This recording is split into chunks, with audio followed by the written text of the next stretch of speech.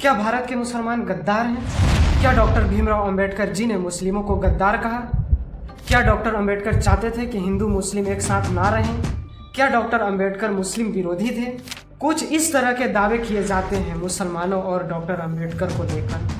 कुछ लोग तो इतना तक बोल देते हैं कि डॉक्टर अंबेडकर जी ने अपने बुक में खुद लिखा कि मुसलमान जो हैं भारत के नहीं हो सकते। नमस्कार दोस्तों, 1940 में डॉक्टर अंबेडकर जी ने एक किताब लिखी, पाकिस्तान और द पार्टीशन ऑफ इंडिया। यह किताब उन्होंने संविधान से पहले और भारत पाकिस्तान के बंटवारे से पहले लिखी। इस किताब में उन्होंने मुस्लिम लीग की राजनीति, टू नेशन थ्योरी, हिंदू मुस्लिम तनाव और बंटवारे को समझाया। उस समय जिन्ना और मुस्लिम लीग खुलकर कह रहे थे, हम हिंदू और मुस्लिम एक साथ नहीं रह सकते, हम अलग समुदाय हैं, हमें अलग देश चाहिए। फिर डॉक्टर अंबेडकर जी ने कहा, अगर मुस्लिम लीग यह मानती है कि हम हिंदू मुस्लिम एक साथ नहीं रह सकते तो भारत को दो हिस्सों में बांटना एक राजनीतिक विकल्प बन सकता है। और हुआ भी वही।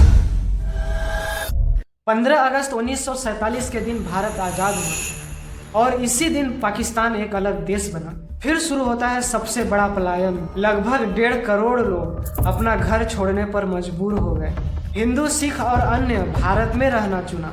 मुसलमानों ने अपने अलग देश पाकिस्तान में रहना चुना। इस भगदड़ में लगभग 10 से 15 लाख लोग मारे गए। महिलाओं का बलात्कार हुआ, अपहरण हुआ, जबरदस्ती धर्म परिवर्तन किया गया। फिर पाकिस्तान बनने के तुरंत कुछ देर बाद ही 22 अक्टूबर 1947 को कश्मीर पर हमला हो जाता है और यही युद्ध 1 जनवरी 1949 तक चला, जिसमें लगभग 1500 इंडियन आर्मी मारे गए। 7 से 8,000 इंडियन आर्मी को नुकसान हुआ। पाकिस्तानी आर्मी लगभग 6 से 7,000 मारे गए, जिसमें 20,000 पाकिस्तानी आर्मी को नुकसान हुआ, जिसमें कई घायल भी थे। और इसी युद्ध को भारत पाकिस्तान का पहला युद्ध माना जाता है। अब सवाल आता है, क्या भारत के मुसलमान गद्दार हैं? 1947 में लगभग करोड़ों मुसलमान भारत में रहना चुने।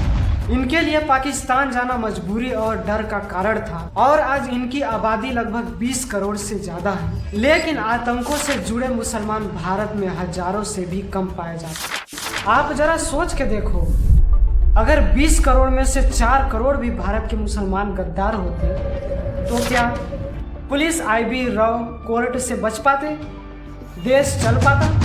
लेकिन कुछ मुसलमान होते हैं जो लालच, पैसा, ब्लैकमेल और अपराधी मानसिकता वाले होते हैं, भारत को तोड़ते हैं। ऐसे लोग तो हिंदुओं में भी पाए जाते हैं। एक अपराधी पाए जाने से पूरे भारत के मुस्लिमों को गद्दार बोलना सबसे बड़ा अपराध है। और हमारा भारतीय संविधान कहता है कि अपराधी का कोई जाति या धर्म नहीं होता। लेकिन व्हाट्सएप यूनिवर्सिटी पर मुसलमानों को इस लेवल का गद्दार साबित किया जाता है कि अंधभक्तों को लगता है कि सच में भारत के सब मुसलमान गद्दार हैं। मान लो तुम मार्केट जाते हो सब्जी लेने, अगर एक टमाटर खराब हुआ तो क्या पूरे टमाटर को ही खराब बोल दोगे? पूरी सब्जी को ही खराब बोल दोगे? कामरेड नथ्या सिंह कहते हैं कि हिंदुओं से नफरत कुरान नहीं कहता, भारत की मस्जिदें तोड़ो ये श्री राम नहीं कहते, रोटी का कोई धर्म नहीं होता, पानी की कोई जात नहीं होती, जहाँ इंसानियत जिंदा है वहाँ मजहब की बात नहीं होती। किसी को लगता है कि हिंदू खतरे में है तो किसी को लगता है कि मुसलमान खतरे में है। धर्म का चश्मा उतार के देखो यारो, इन नेताओं के कारण हमारा हिंदुस्तान खतरे में है। लेकिन जो लोग मेरे वीडियो को देखते हैं वो लोग एक संकल्प लें, हमें हिंदू मुस्लिम नहीं करना है, हमें जिन धर्मों में आस्था नहीं उनका भी सम्मान करना है। हम सब भारत के लोग हैं, हमें एक साथ मिलकर भारत को विकसित भारत बनाना है। हमें भारत को जाति या धर्म से नहीं, संविधान से चलाना है। बहुत बहुत धन्यवाद।